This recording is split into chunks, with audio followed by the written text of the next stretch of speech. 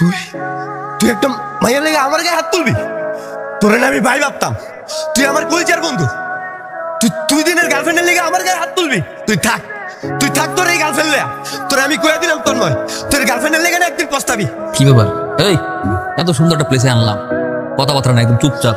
কি সমস্যা? না কিছু হয় নাই।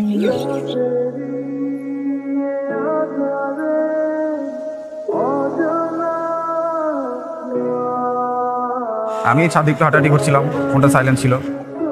তো তোমার কি অবস্থা? এই তো ভালো। কি করছেন?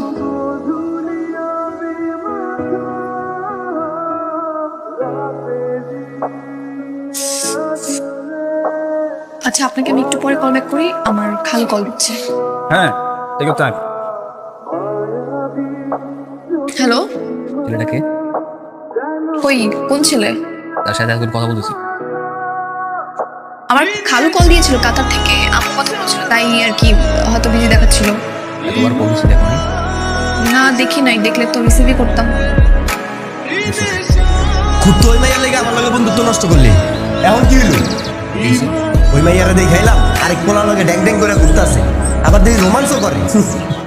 জানি তো এখন আমার কথাও তোর বিশ্বাস হইব না। তুই আমার বন্ধু না ভাবতে পারস, আমি তোর বন্ধু ঠিকই ভাবি।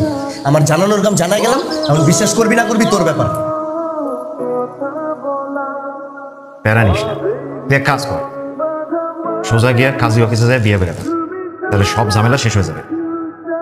কি বলবেন? বিয়ে করে ভাব? হ্যাঁ, বিয়ে করবি। আরে পাখি যদি ফুরুত ফারুত ফিরে যখন তখন অন্য ডালে যায়, তারে খাঁচার ভিতরে বন্দি করে ফেলবে। আর বিয়া হইলো সেই খাঁচা,